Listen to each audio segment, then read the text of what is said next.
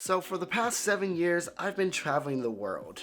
I've been to over 30 countries. Lived in Germany for 5 years, lived in Australia for 2 years. And there's a lot that I've learned about traveling that nobody tells you about. So I'm gonna tell you some of those things. So number one, traveling full time is actually very expensive. Yes, there are ways you can cut your costs, but at the end of the day, it costs a lot of money. So you do need a source of income. And luckily for me, I was able to find work in Germany and then find work in Australia in order to fund my travels. Number two, honestly, traveling can be super lonely. When you travel full time like I did, you start to realize you don't really have any friends. You have people that you meet and people you go out with, you maybe do a tour with them, but you don't really have anyone you can sit there and cry to. And honestly, it starts to wear on you after a while. You realize that you're alone and you wish you had friends that would just come and travel with you. But that leads into number three, is that you can't really rely on your friends to travel with you. There has been countless of times where I've made plans to travel with friends. I was supposed to go to Australia with 4 other friends and travel and work there with them. I ended up being alone. I was supposed to bring 4 or 5 friends with me to the US from Germany.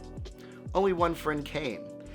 And what really stinks about this is you plan things around it to the point where you book your flight in a certain place so that way it's convenient for everyone, and then everyone cancels and now you have to spend extra money to get to that spot because you were trying to be convenient for everyone else. Yeah. Number 4, honestly, is to do a little bit of research or find someone that knows what they're talking about when you get to the country.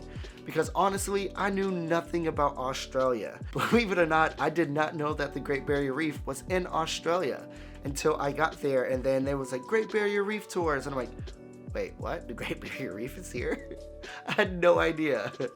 I guess that leads into the stupid American thing. But honestly, find someone that's knowledgeable about where you are. Go to a travel agent. Research online about a country. Don't just go to a country just to go, because there's a lot of things that you'll probably actually miss. I mean, when I went to Mexico, I didn't know that one of the world wonders was there, and I ended up going to it. I was like, oh, this is one of the 7 wonders of the world, the Chichen Itza. It was actually pretty nice too. The next one would be is to have some backup funds, because you never know what's going to happen. When I went on a road trip with 4 random people that I actually met on Facebook back in May, we were stuck on the top of a mountain for, I want to say 8 hours, stuck in snow in the middle of nowhere. And we had to pay $600 for a tow truck. And for me, I am very calculated with my money. And so I made sure I had enough money for this trip for everything that we were doing, and then enough for food and whatever. But I didn't have an extra $600 for this tow truck. And so have a backup fund because you never know what's going to happen. And I guess lastly would be is to have fun. People don't tell you to actually get out of your comfort zone and have fun when you're traveling. They just say, oh, I've been to this place, it was really nice. I've been to that place, it's really nice. Honestly, just enjoy yourself. Have fun.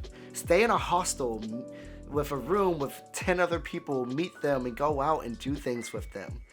Don't stay in a hotel where you're probably gonna end up being the whole time. Live your life and just enjoy it, because you know what?